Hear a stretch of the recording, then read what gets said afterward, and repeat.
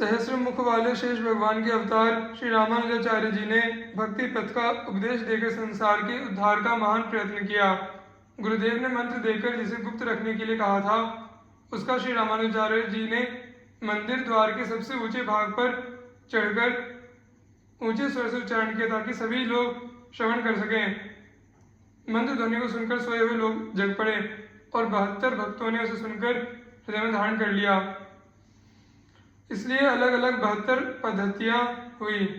इनके शिष्यों में कुरुतारक जी प्रधान थे, जो जीवों का मंगल करने वाले और भक्ति के मूर्तिमान स्वरूप थे।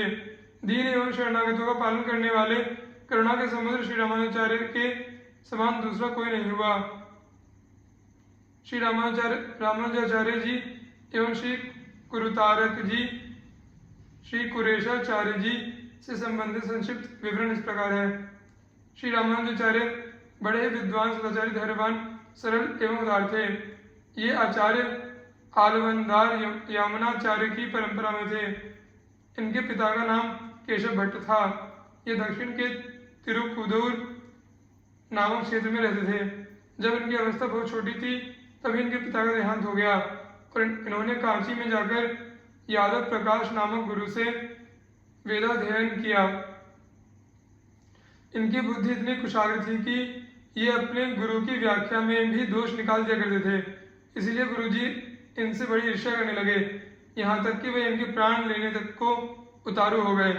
उन्होंने रामानुज के सहाध्यायी एवं चचेरे भाई गोविंद भट्ट से मिलकर यह षड्यंत्र रचा कि गोविंद भट्ट रामानुज को काशी यात्रा के बहाने किसी घने जंगल में ले जाकर वहीं उनका काम तमाम कर दें। गोविंद भट्ट ने ऐसा ही किया, परंतु भगवान की कृपा से एक व्यास और उसकी स्त्री ने इनके प्राणों की रक्षा की। विद्या, चरित्र बल और भक्ति में रामानुज अद्वितीय थे। इन्हें कुछ योग सिद्धियां भी प्राप्त थी, जिनके बल से इन्होंने कांची नगरी की राजकुमारी को प्रेत बाधा से मुक्त कर दिया। इस संदर्भ में बड़ी ही रोचक कथा है, जिससे यह सिद्ध होता है कि मनुष्य को जीवन में जो कुछ प्राप्त होता है वह केवल अपने पुरुषार्थ से ही नहीं प्राप्त होता, बल्कि उसके पीछे ईश्वर कृपा भी होती है। अतः मनुष्य को जो कुछ भी धन, विद्या आदि के रूप में प्राप्त हो, उसे अन्य में भी बांटते रहना चाहिए। कांची नरेश की राजकुमारी जिस ब्रह्म राक्षस से आविष्ट थी, वह पूर्व जन्म में एक विद्वान ब्राह्मण था, परंतु उसने जीवन में किसी को भी विद्यादान नहीं किया। फलस्वरूप ब्रह्म राक्षस हुआ। राजकुमारी को प्रेत बाधा से मुक्ति दिलाने के लिए अनेक मंत्र के बुलाए गए, परंतु कोई लाभ नहीं हुआ। नरेश का आमंत्रण पाकर रामानुज के गुरु यादव प्रकाश जी भी शिष्यों के साथ कांची आए। उन्होंने जैसे ही मंत्र प्रयोग प्रारंभ किया, तुरंत ही ब्रह्म राक्षस ने राजकुमारी के मुख से कहा, तू जीवन भर मंत्र पाठ करे तो ही मेरा कुछ नहीं बिगाड़ सकता। हाँ, यह तेरा शिष्य रामानुज यदि मेरे मस्तक पर अपना अभय कर रख दे तो मैं इस प्रेतत्व से मुक्त हो जाऊंगा। श्री रामानुज जी ने आगे बढ़कर जैसे ही राजकुमारी के मस्तक पर भगवान का स्मरण करते हुए हाथ रखा, राजकुमारी स्वस्थ हो गई और उसे पीड़ित करने वाला ब्रह्म राक्षस उस कुत्सित योनि से मुक्त हो गया। जब महात्मा आलवंदार मृत्यु की घड़ियां गिन रहे थे, उन्होंने अपने शिष्य के द्वारा रामानुजाचार्य को अपने पास बुलवा भेजा,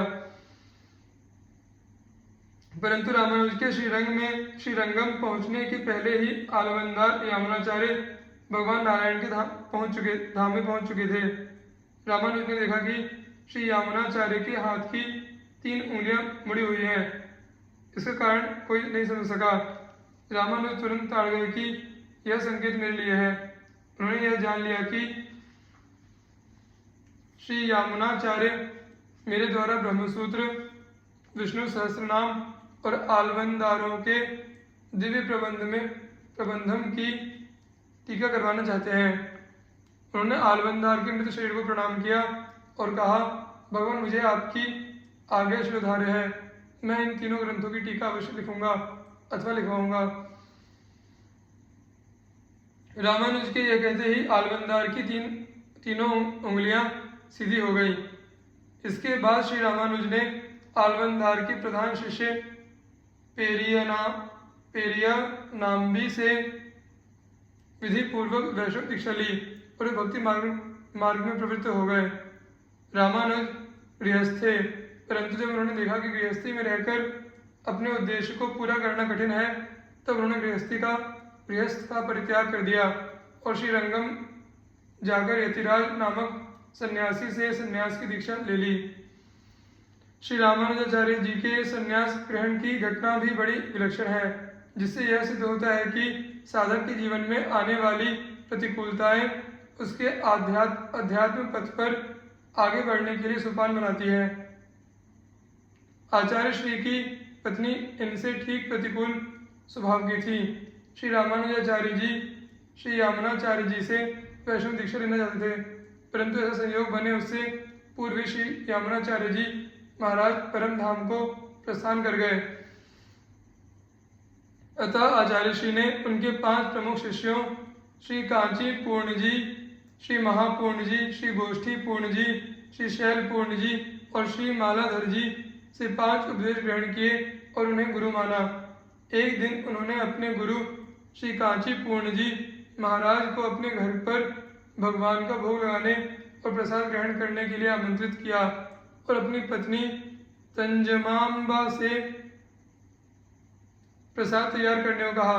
प्रसाद तैयार होने पर जब वे गुरुजी को बुलाने के लिए गए तो गुरुजी किसी अन्य मार्ग से पहले ही उनके घर पहुंच गए। तंजमांबा ने उनको प्रसाद तो ग्रहण कराया, पर रसोई में बचा हुआ समस्त भोजन शूद्रों में बांटकर और रसोई धो साफ कर पुनः भोजन बनाकर रामानुज जी को दिया।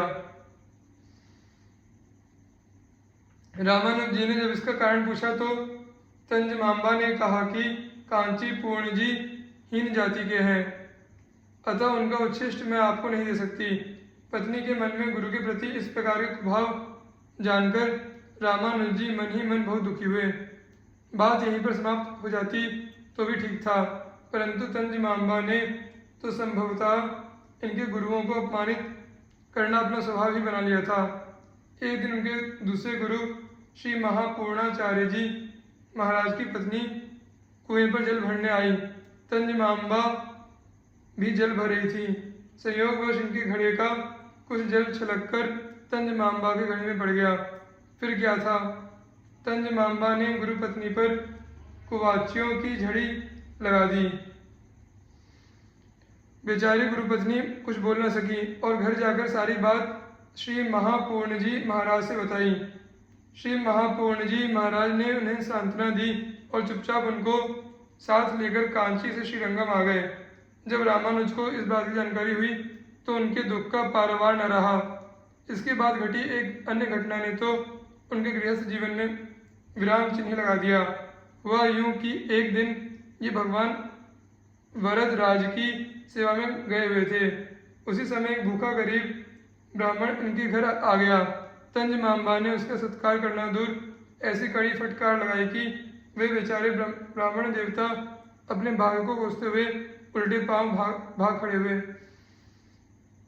संयोगवश रामानुज जी मार्ग में ही मिल गए और उन्हें सारी बातें ज्ञात हुई। रामानुज जी दुखी तो बहुत हुए, परंतु ब्राह्मण को समझा बुझाकर धैर्य धारण कराया और मनी मन संन्यास ग्रहण का निर्णय ले लिया। उन्होंने ब्राह्मण देवता को बाजार से कुछ फल आदि खरीद कर दिए और कहा कि आप पुनः मेरे घर जाएं और मेरी पत्नी से कहें कि मैं तुम्हारे मायके से आया हूँ, तुम्हारी बहन का विवाह होने वाला है और तुम्हारे माता पिता ने यह सामग्री तुम्हें उपहार स्वरूप भेजी है। यह सुनकर वे आपका बहुत आदर सत्कार करेंगी। ब्राह्मण ने ठीक वैसा ही किया। तंजमांबा ने ब्राह्मण का बहुत बड़ा आदर सत्कार किया। थोड़ी देर बाद जब रामानुज आए तो उनसे भी तंजमांबा ने बहन के विवाह की बात बताई। रामानुज जी ने कहा, यह तो बहुत आनंद की बात है, तुम जाना चाहो तो आज चले जाओ, उत्सव के दिन मैं भी आ जाऊंगा। तंजमांबा खुशी खुशी मायके के लिए चल दी। इधर रामानुज जी ने संन्यास ग्रहण कर लिया।